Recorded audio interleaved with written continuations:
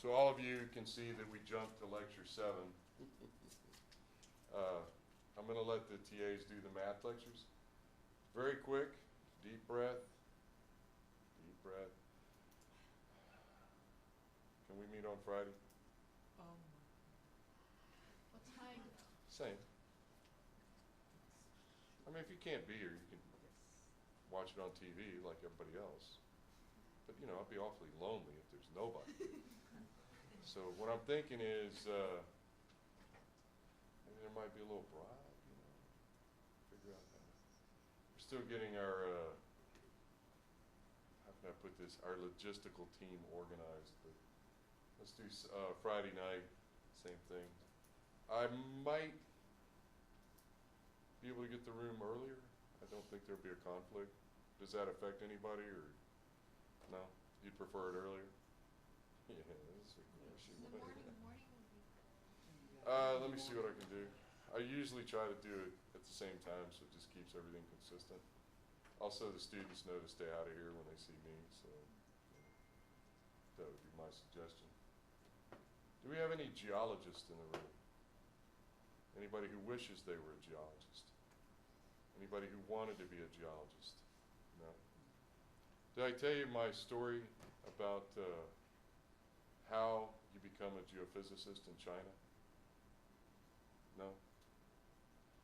So I was having dinner at that Peking duck restaurant, you know, the famous one with a long number that they give you.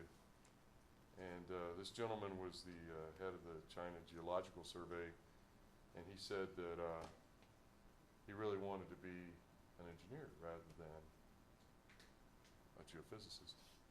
And he said, but it wasn't in his number. I said, what? He said, yeah, it was 87, 88, 89, 90. You're all engineers. 91, 92, you're geophysicists. Okay. I said, come on, that can't be true. Nope, that's exactly what happened. We're going to pretend we're geologists tonight. We're going to talk really quickly about a little bit of geology. Just really quick, how many geology courses have you had? 2. I did One. one. 1.5. 6. 6? Holy cow. I had a minor too. 0.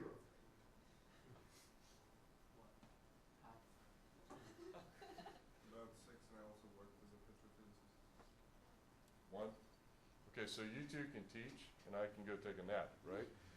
6 geology classes. I had a minor. Yeah, I heard you.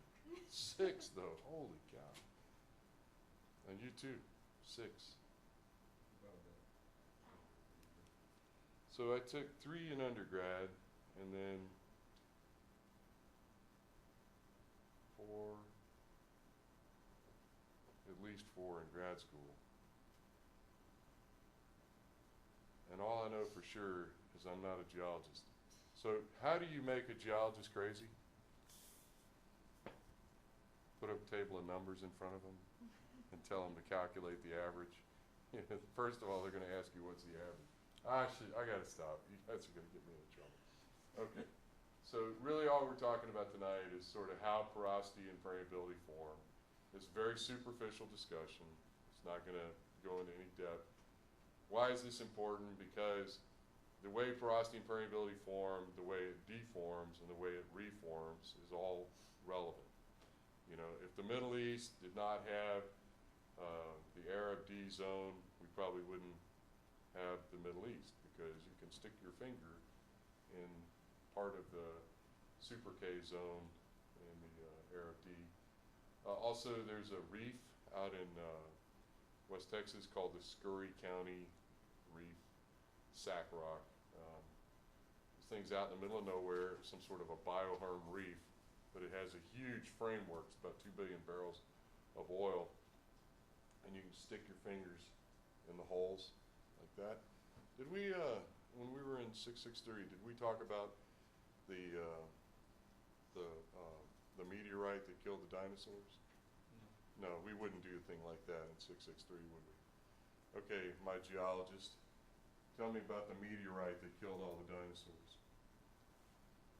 You don't that? Landed somewhere. In Mexico, yeah, offshore. I can't say the name, but it starts with CHX or something like that. But, okay, 68 million years ago, 65 million years ago. Nobody's sure. So what it did is when it hit, it created multiple tidal waves. And they think that the entire depositional sequence of all these breccia reservoirs in Mexico took 7 minutes. That's what they think. It was, the impact was so kaboom, debris went everywhere, tidal wave this way, tidal wave back, tidal wave again, and so on. And it built up 1,000 feet of broken rock, 300 meters. I saw a piece of this core in February when I went down to the Mexican Petroleum Institute, and you can stick your finger in between the holes of it too. Now, you know, why am I talking about those extremes? Because you know what's coming. What's the opposite end of the spectrum? Shale. Yeah. And what's the pore size for a shale? It's on the order of angstroms, you know. If we're thinking about this room being a certain volume and we're going to put beach balls in it, those beach balls would be molecules of methane or maybe something slightly larger, or water. We're not going to have much room in this room. Those molecules are going to be packed really tight. That's something to think about. And you know, we won't spend a lot of time on that here. We will in 612, but I just need you to think about, you know, the extremes. On the one case, we have something for a number that is on the order of 10 Darcys, and then we have something on the order of 10 orders of magnitude lower than that. You know, that's pretty damn small. Think about it. Clastics or sandstones, this is the sort of traditional model that you have grains of rock and then in between those grains you have fluid stored. Would you guys mind if I took 1 minute and scampered away and came back? I promise I'll come back.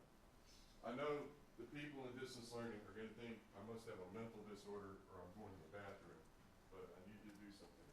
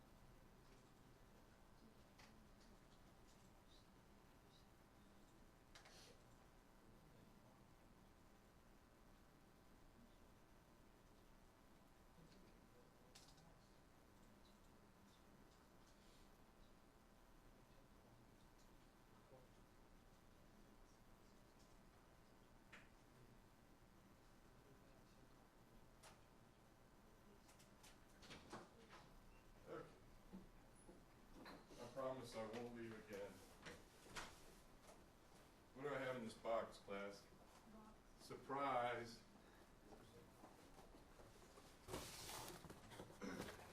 So first is this one.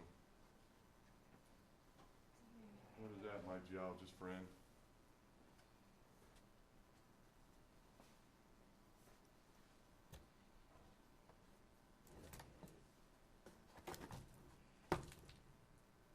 This one's falling apart, it's all dried out.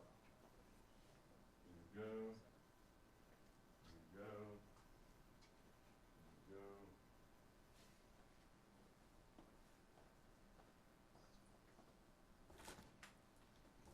we go. That one that's full of oil is disintegrating on me.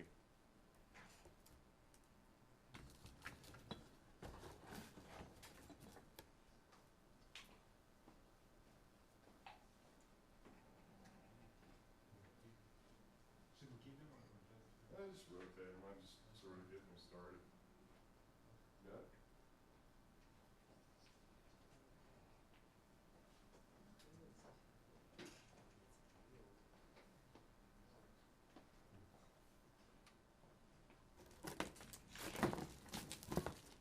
The rest of these aren't all that interesting.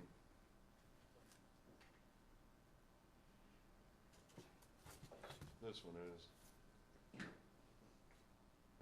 What is this?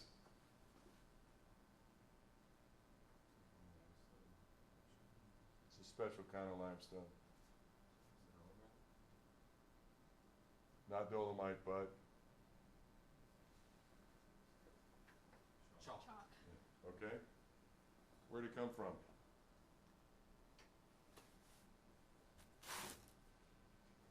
Austin? It is the Austin chalk. Oh, it is? Why is it yellow? The Austin chalk should be gray.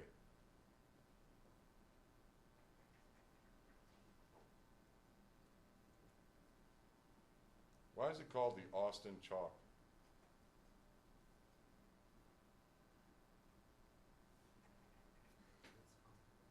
Where does it outcrop? Austin? Okay. And when rock outcrops, it is washed by millions of years of rain, right? So that rock is nice. How many of you have paid attention to the building we're in? Anybody? No, not really? The outside. The outside of the building is that rock.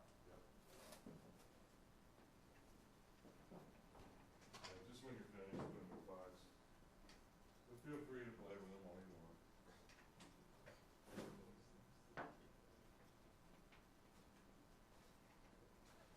I need to get some shale samples, but what's gonna happen to shale samples? Disintegrate? They're gonna disintegrate. Why? They're clean. Because when they dry out, they're gonna flake into pieces, right? I might be able to find a piece of shale that doesn't, or I could leave it in a jar with some water or something like that. Some in situ water. Because if I put it in a jar with regular water, what's gonna happen? It's gonna disintegrate. Okay. So, well, that was kind of interesting.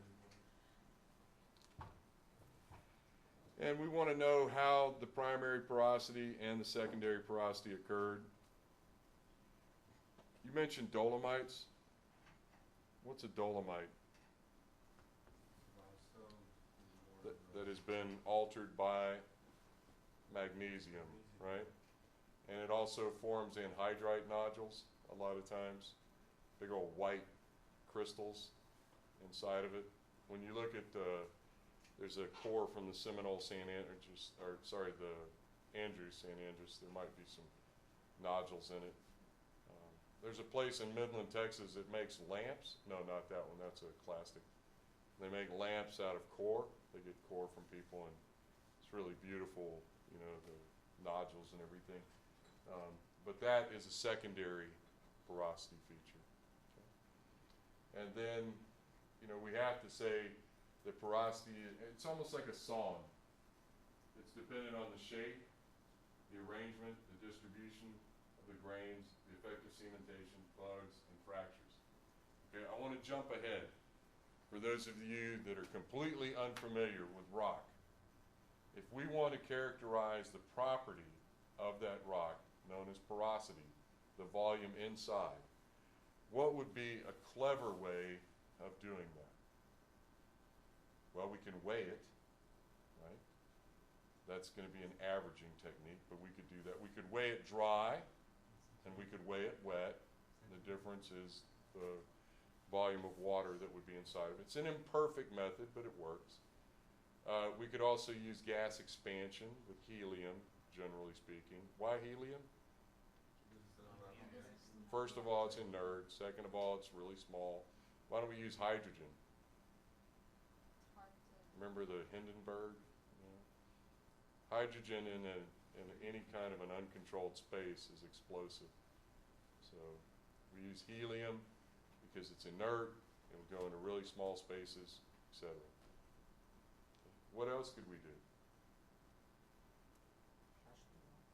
Crush the rock. Well, I was hoping we didn't get to that, but yes, that is true. You can crush the rock and evaluate the matrix volume and then reverse engineer the porosity. What's another thing we can do?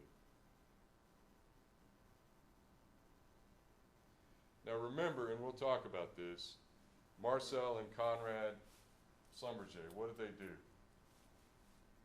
We can do a thin cross-section and look at under the microscope But what are they more known, what are Marcel and Conrad known for? Well logging. So they had been logging wells for about 20 years in one form or fashion. In 1927, they did their first oil well. And, you know, it's a famous graph of whenever they encountered water or oil, it jutted out. But what that tells you is that you can sense the resistivity of the fluid relative to the relative insulating material, which is the rock. So Archie, in 1939, 40, whatever, he had some time on his hands, and what did he do? He was down in Houston. It was during the war. It was hot, you know. So what are you going to do when you're miserable like that? Derive an equation. Okay, but he didn't derive the equation. He wrote the equation from observations. What were his observations? He took this piece of rock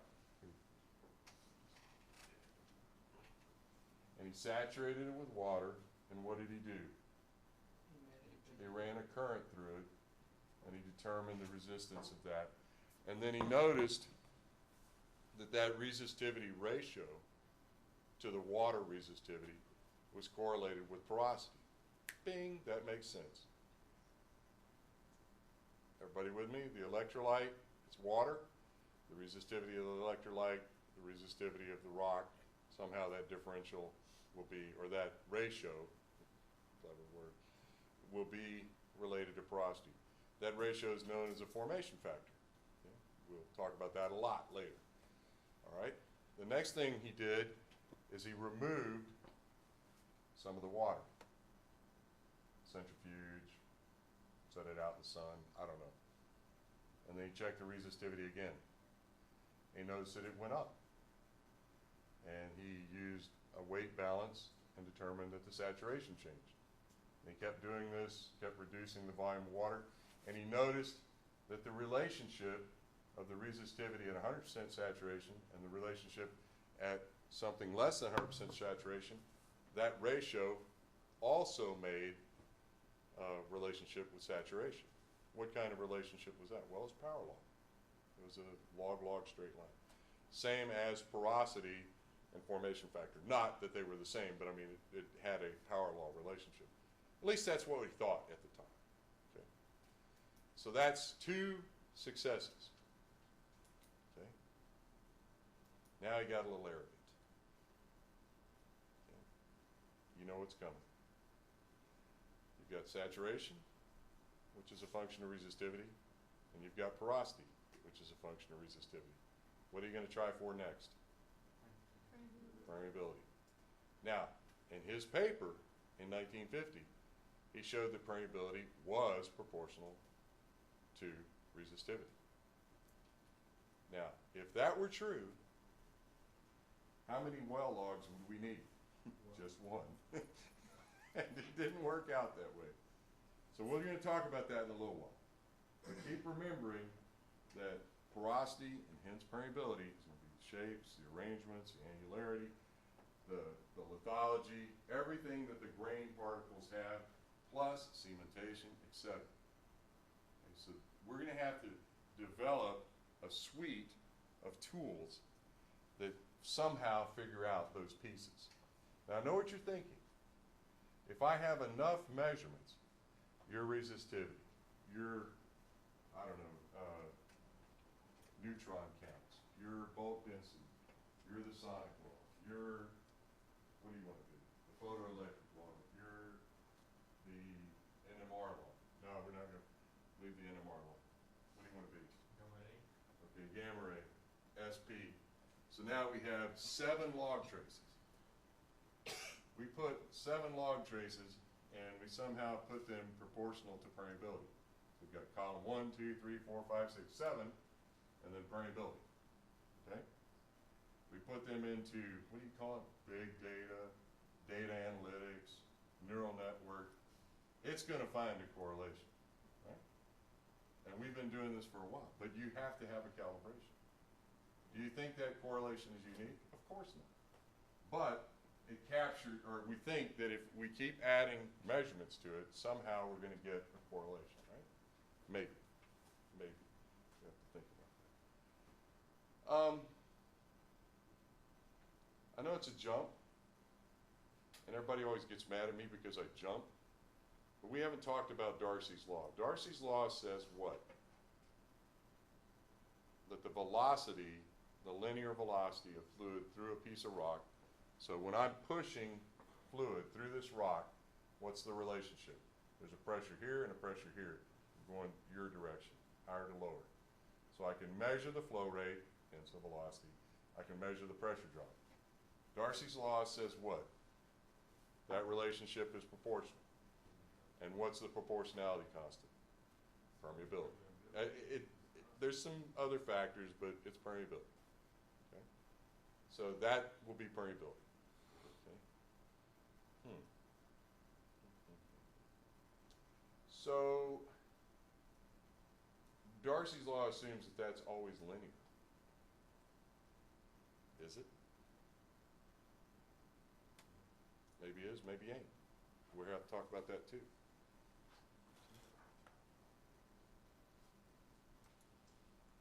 So very quickly, this is the kind of thing that when you're in geology class, they spend 3 days on it. Okay. You guys want to help me with this? Interparticle, that's ordinary, what we think the particles are solid, the fluids are in between. Cement is only on the contacts. Why is the cement on the contacts? The cement forms on the contacts. Why? Is it because of the contact? And it creates a tighter area? Could it be because there's a capillarity effect and there will always be a saturation there? And over millions of years, that cement will precipitate out? Yeah, probably that's what it is. Intraparticle, so you can see it's some sort of organic material where in between we have porosity. Intercrystalline, I always think of that as a dolomite, where the porosity is in between the crystals. Moldic, that's where something was there and it dissolved away. Then fenestral, which is sort of an organic matter, was there and then it was eaten or dissolved or something. There's a shelter, there's a growth framework. Growth framework would be like a reef. Isn't for the interparticle, isn't the flow goes to the higher capillarity towards the smaller pores? It will, but the point-to-point contacts, they're the part where, what I'm saying is that's where the cement's going to form, wherever you have a grain-to-grain contact, because that'll be a point of contact. You're never going to get the water away from that. It's sort of an electrochemical effect, so it'll just build, the cement will build on those contact points. Okay.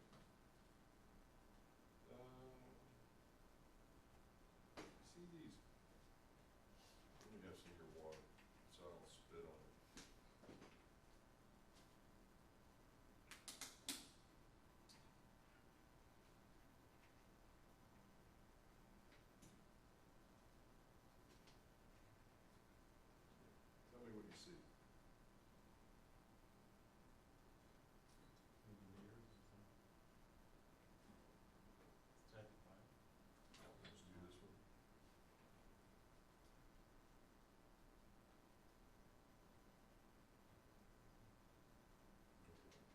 Tell me what you see. Well, let's give it to him. Do they look the same? No. What's happening in the one in your left hand? In the left hand? In the right hand, they're all straight lines across. Yeah. What's in the left hand? This, What- this what- is more stratified. Right. Okay. And then what happened on the left-hand side? This is more greens or yeah, more greens again. So what happened is there were some bugs, Yeah. creatures living in there, and they ate the organic matter, and they dug little tunnels through there, and those tunnels got filled by when they moved through it. It's called bioturbation, fancy word for bugs eating the organic material. So you can have boring features, burrowing features. It can be completely bioturbated. All those linear features can be gone. Okay? So that's sort of maybe not very interesting, but it happens. The Woodbine, when you drive on Highway 21 towards Madisonville, there's an old Woodbine oil field there. That core is from there. Okay. What is breccia? Breccia is where I take a rock and break it into pieces and then put it back together again. Okay. And then shrinkage occurs from soft sediment deformation. And then of course you can have fractures, channels, vugs, caverns. We really just want to get a feel for this. Okay. And don't insult the geologist by saying, if I need your help, I'll ask you for it. Always go ask the geologist. And a good petrophysicist is worth their weight in gold. Usually that's a geologist who took some math, okay? They're gonna kill me when they hear this video. Okay, so this is basically a blown up diagram. We're looking at, we have all these features, but we're looking at this little piece down here. And what I wanted to show is you can have what's called microporosity. Now, where are my experts? My 6 geology course people? What are those little hairs?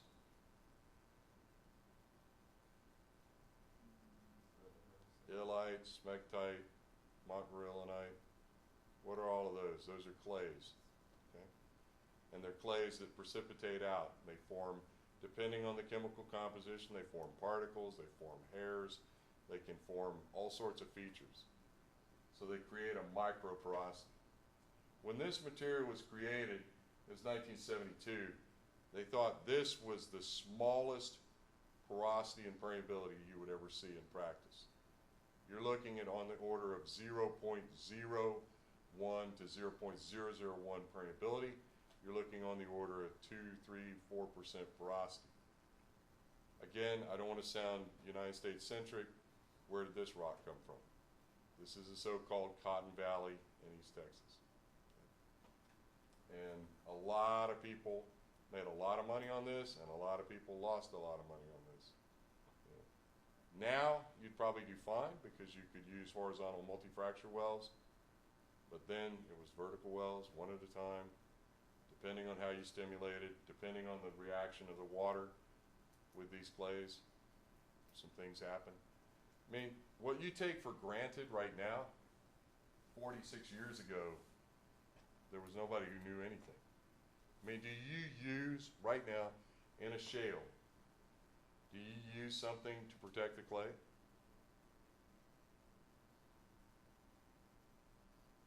Why? Do you use a chemical additive to prevent the clay from doing whatever it does? People used to spend a lot of money on this in the 2006, 2007, 2008. They were injecting a lot of clay retarding materials in their waters. It doesn't seem to need it.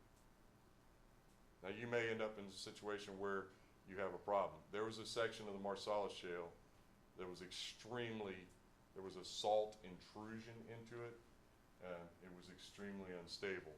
But that's another story. There are chemical manufacturers that will tell you that their product will, improve the performance. And I'm not diminishing that. It probably does. But on a cost basis, if you have to spend $300,000 to improve your performance $100,000, you're not going to do it. And look, let's be honest, you know, this is a really tough time right now. And anybody who can cut corners, and I don't mean that, I shouldn't have said it that way. Anybody who can manage their cost, they're going to do that. And how are you going to manage your cost? You're going to decide what you're going to include and what you're not going to include. So, essentially now for stimulation, we're down to water and sand. Yeah, there's some chemicals in the water, but mostly it's just water and sand. Why? Because they're cheap. Where's my Russian friend? So a long time ago, we realized that the stresses in the earth were so significant that when we hydraulically fractured, it would just seal back up. So people started injecting all sorts of materials. Give me some samples. Sand, okay, that was easy. Ceramics. Anybody else? They've injected just about anything you can think of. And nutshells and everything else. You said ceramics, and that was where I was going. Apparently, you know, the patents that were done for ceramics, they didn't really apply in Russia. So the Russians, let's just say, made creative versions of the ceramics, and they turned out to be better than the ceramics that were patented. I'm just telling you what I heard.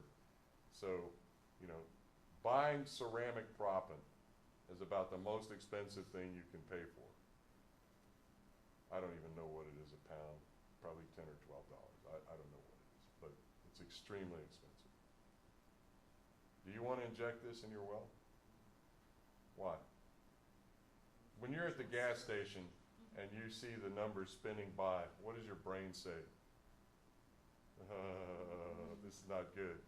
And you can imagine if you're on the well site and you're injecting sand and it's going click, click, click, and you're injecting ceramic and it's going zzz, like that, you're going to figure out a way not to do that.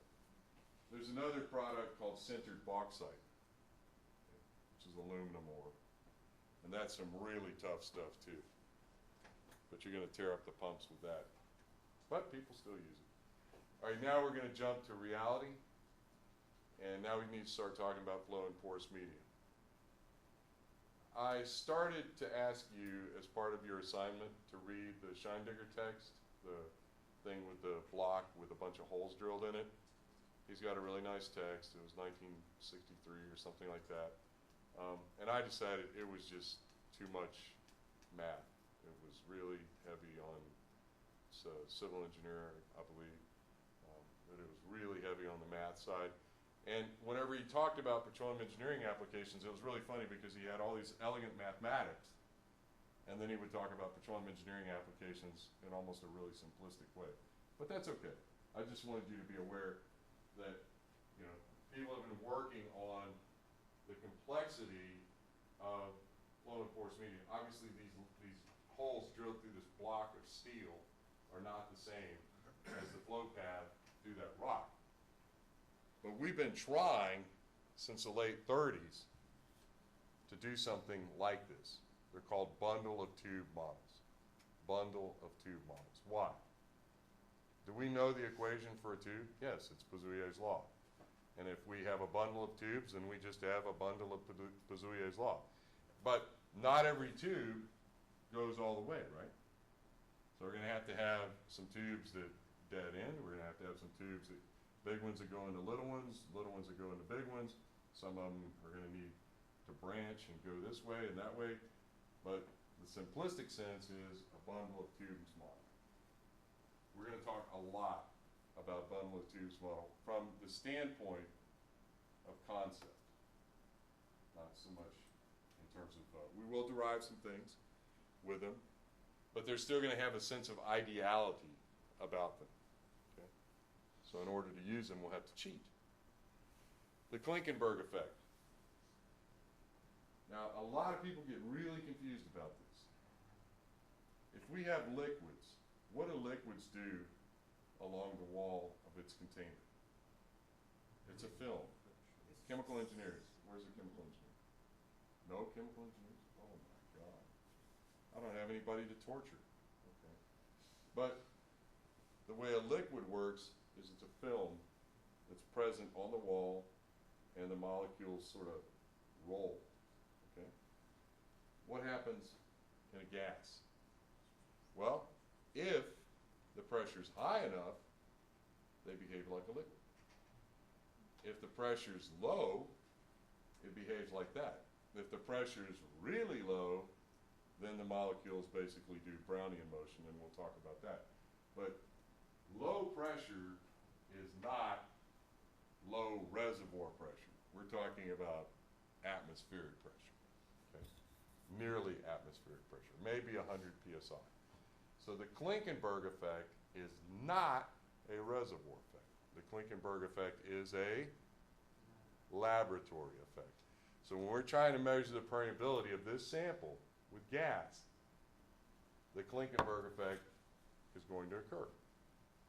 And he wrote a really elegant paper on this back in 1940. It's included in the master notes. I was going to have you read it, but I decided to have you read some other things this year. If you want, you can read it. Or maybe I did have you read the Klinkenberg effect. I don't recall. Very interesting work.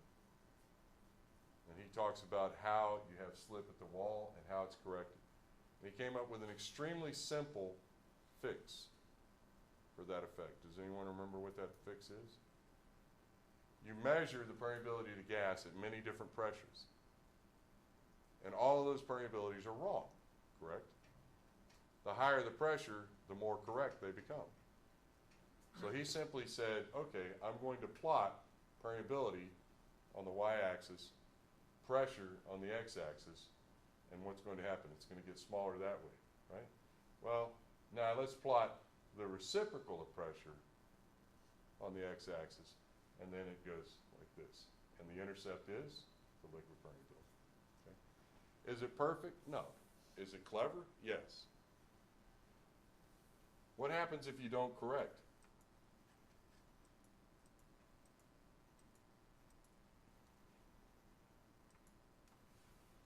This is the Klinkenberg correction. I'm really sorry for the quality of this. This is permeability on this axis, reciprocal pressure on this axis. Hydrogen, air, and CO2. Hydrogen, air, and CO2. Okay. Which is the worst estimator? Hydrogen. The lighter the molecule, the worse the Klinkenberg effect. Air, easy, cheap, no problem, but it still has some issues. CO2 is a heavier molecule, it still has some issues. How far off, let me not use jargon, what is our error? If we're looking at this point being the correct value, and say we come out to here, we are in error by a factor of 2.5. We're in error by a factor of 3, almost 4.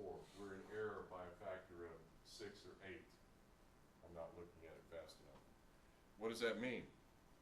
If you ask for what? Permeabilities run with helium or with air, they're going to have to be corrected. If they're uncorrected, they are too high. And you don't know the reference. You can say, well, they're all done at 100 psi. And I don't know where 100 psi is on this chart, but let's say this is 100 psi. So if you don't correct it, your error is a factor of 3.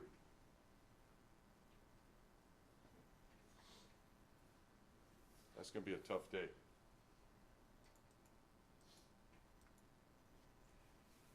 Very quickly, this is what we were talking about before. In here, we're a nanopore. And these things that I put a circle around are the size of the molecules. Okay. So we may be able to fit 20, 30, 40 molecules across in a nanopore. Water's obviously blue, mercury's given by the silver, and then we have paraffin hydrocarbons, and then we have methane, nitrogen, helium. Our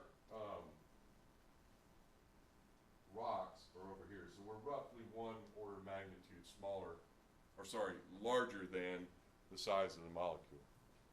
So roughly speaking, you know, this room would be 10 to 20 times bigger than me if I made a line of me across. That is not what we're used to. We're not, we're typically over here. My career was over here.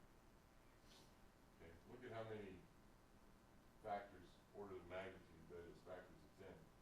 We might have been down here whenever I first started doing my work with well performance. Now we're down here. A lot of things you have to think about. Now, if Dr. Akulu or Dr. Nazarbati were here, they would start explaining to you that the properties of the fluids themselves are a function of the size of the rim. This is a so-called bubble point or dew point suppression, the effect of confinement.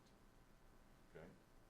Now, the reason we're in academia is because we don't want a real job, right? So you study these effects. And it turns out that if you're somewhere around 20 angstroms right here, you don't have to worry about that if you're bigger than that. So roughly speaking, that's 1, 10. So if you're roughly around 20 angstroms, supposedly, you don't have to worry about that. And you're looking at it and saying, well, everything's bigger than 20 angstroms. But we still have to study this. And there have been a tremendous number of theoretical studies or simulation type studies based on this. Now, we haven't talked about this, but the chemical engineers have been working on this problem for a long time. I need you to think about this. They were looking at it for different reasons. Not for porous media. I don't know what they were looking at it for. Maybe it was, you know, porosity inside of metals or something.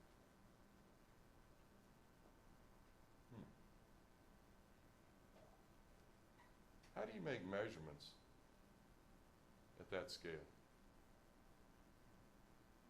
Oh, you can't. So they were just making calculations. Okay.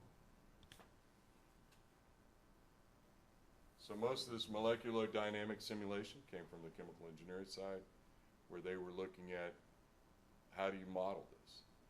Okay. There were a few measurements. Some of them were contradictory. The chemical engineers knew a long time ago there was bubble point and dew point suppression, or there was an effect on the critical point. Let me rephrase it. They knew that. This is what you were talking about a minute ago, that we can have what we consider to be Darcy flow, where the fluid acts as a continuum, then slip flow, which would be Klinkenberg, various orders of that, and then down here we're basically a Brownian motion, where the molecules are bouncing around by themselves. Not going to talk a lot about that in this course, but I just want you to realize that this is an effect that we have to consider. We don't have a lot of this, but if we're back at those really small pores, chances are we could start seeing these kind of regimes. Again, I'm going to defer to Dr. Kudlu, Dr. Nazarbati, other faculty, and other schools. I'll just show you a really quick phenomena, and this is something that my students worked on a long time ago. But what happens is you get an apparent permeability that is much higher than it's supposed to be if this confinement effect occurs. Before you start jumping to conclusions, this is just some simulation. I don't want you to leave here thinking, well, this is why we calculate permeabilities much higher than they really are. It could be, but it's probably not. Because most of the conduit for fluid flow in a shale is what? The fracture, not the porous medium. So conceptually, this could be true, but you know, I don't want you to get lost in that.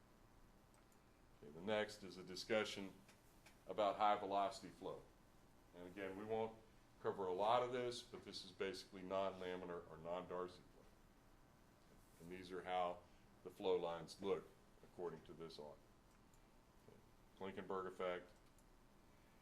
Now, very quickly, porosity and permeability relationships.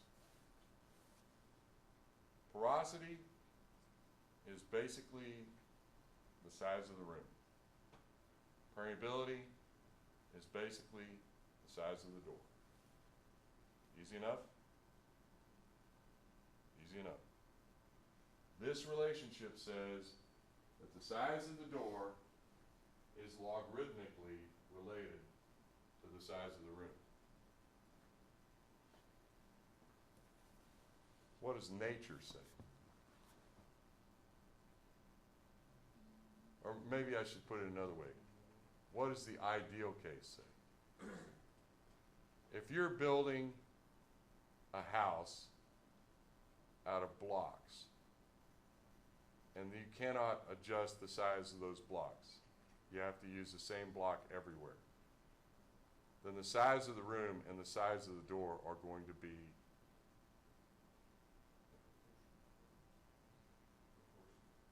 geometrically proportional. They'll be power law related, okay? So if we're making porosity out of spheres, it doesn't matter how big the sphere is. It matters the uniformity of the sphere. And if we have that, then the size of the door and the size of the room are directly proportional, or they're proportional by a power law relationship. So ideally, this should be a log-log straight line, not a semi-log straight line. But all of this work suggests that permeability is related to porosity. Permeability is logarithmic, porosity is linear. Now these are cartoons. You guys know what cartoons are? Bugs Bunny, Roadrunner, Hello Kitty, whatever, right? There's actually a lot of data here that somebody drew a straight line through. That's what I'm trying to say. There's a cloud of data that someone drew a straight line through. So it's not simply this straight line. There was a cloud of data and someone drew that straight line. So these are never going to be perfect correlations. Can someone tell me very quickly in very simple English why permeability and porosity have this exponential relationship? This says permeability is exponentially related to porosity, right? Or the log of permeability is related to porosity. Anybody want to throw something at that?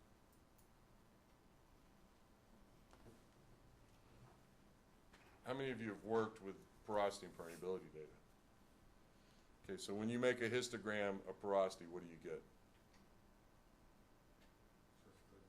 It's just a distribution. It's a bell curve. What's the x-axis? X. What's the axis? It's porosity. Just porosity. When you do the same thing for permeability, what happens? You get a distribution that looks like this. So what do? You take the logarithm of permeability and then you get a normal shape. I think that this has something to do with that. I'm sure there's people that have spent their career working on it. I'm sure there's papers that say it.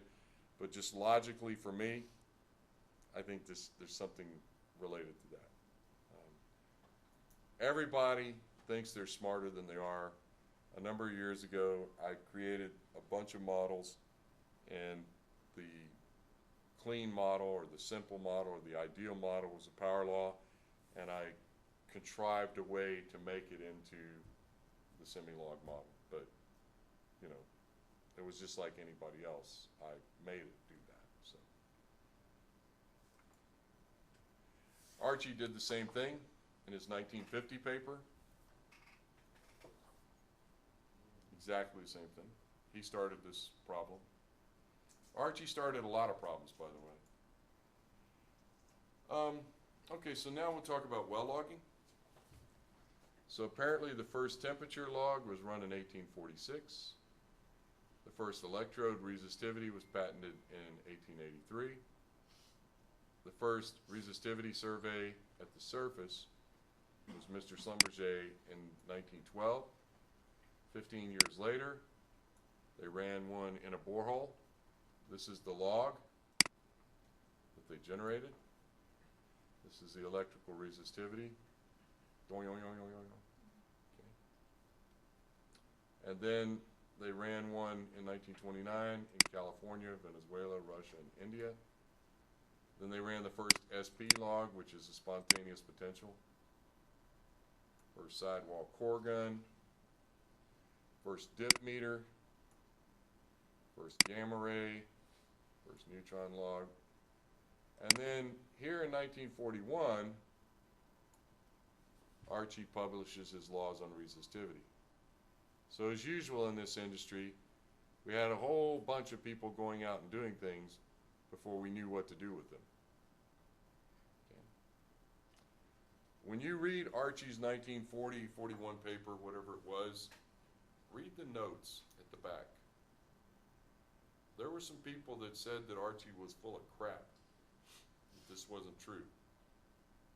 If you're Archie, what do?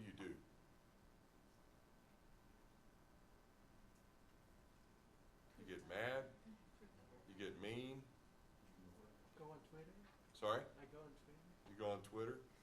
Well, he did something sort of like that. He said, SPE, goodbye. And all of his other work was published in AAPG. Thank you very much. So we had a microlog in 1948. And then a whole bunch of things started happening. 57 was sonic log, density log, TDT log, first computer-aided log analysis, first logarithmic resistivity scale. I bet they wish they had done that before. First PE, that's photoelectric log. And then the first microscanner. Do you guys know what the microscanner is? It's where you create a borehole image. Now you're Schlumberger, and you have spent billions of dollars creating a lot of this technology. Halliburton comes along, they say, I want to create a tool that does a borehole image, but I can't do resistivity because you've already done a patent on resistivity. So what's Halliburton's borehole scanner? Pretty clever. It's sound. It's a sonic log. Lot of technology developed. Anybody see, where was the first, somewhere the first fax machine was mentioned? Oh yeah, here it was. They used to fax logs, and they'd come out on a piece of paper that looked like a giant bathroom paper dispenser, you know.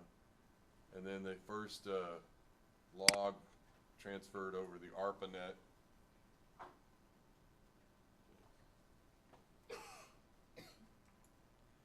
So I mentioned that our friend Archie, he had an idea, and this is so-called formation factor. And what this is the resistivity of the sample relative to the resistivity of the fluid. And then this is the porosity over here, and this is the permeability over here. So this is the so-called Archie's law number 1 for that sandstone, and then this is Archie's law number 1 for that sandstone. He simultaneously plotted it versus permeability.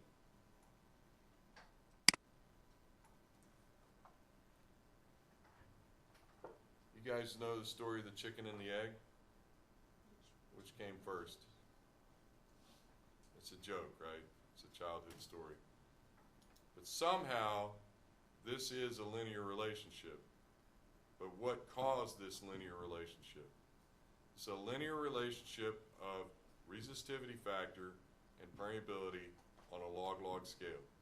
So this suggests that all you need to know is resistivity in order to determine permeability. If this were true,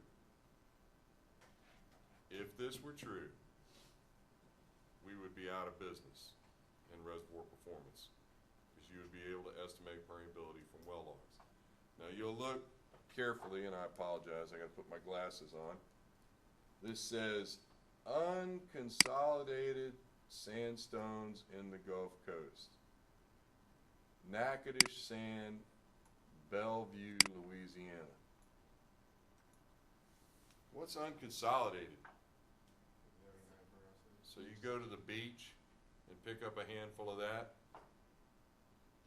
What's the Natchitoches sand?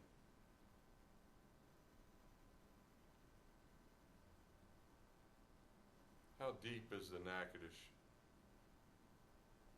About 800 feet. It's basically unconsolidated. So I need you to think about that. Maybe there's a correlation.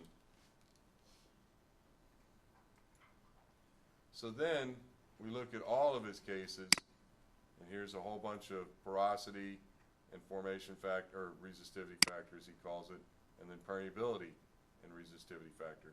So the equation looks like this or like this. So we look at the porosity model and we say, oh, okay, I get it. And then we look at the permeability model and we say, oh, okay, I get it. But which one is real? Well, when we put them together and we solve for permeability, we find out that the reason that Darcy's law with formation factor worked was because of what? Because the underlying relationship is geometric. For unconsolidated sands, the relationship between porosity and permeability is power law or geometric. And I know you're saying, well, I don't believe you, old man. Okay, don't believe me. We're going to come back to that. These are some actual cases, the Shannon sand in Wyoming, and he's showing different cases. In this case, the slope of the line is 1.63 or 1.92, and you've all been taught that these slopes generally should be 2, right? That's the average, but they're going to vary a little bit. Okay, so over here is formation factor versus porosity. Over here is formation resistivity index, which is slightly different, versus saturation. Now this one is not linear. It's not linear. What would cause the relationship to not be linear? I told you this the other night. If you add a conductor to this system, it reduces the resistivity, correct? What would the conductor be? Shale. Okay. So there's a slight bit of shale in this case, and it's actually going to cause this trend to roll over like this. And we'll talk a lot more about this when we get to the resistivity case. Okay. What about that power law idea? Well, these are a bunch of different cases of sandstone samples, and what I was trying to see, is there a power law relationship? Now, Burns does really good work. I want to tell you that. I know you have to read this paper as well, but what he's not good at is plotting things, because he plotted a power law relationship on a semi-log plot, and you get a curve, of course, so that doesn't really help. But what he's trying to show is that the relationship is power law. Okay, fine. And then we have this guy named Papet. I've been watching the clock in the red thing here, so I'm going to have to stop when that happens. Papet wrote a paper on how to derive porosity and permeability relationships using fractals.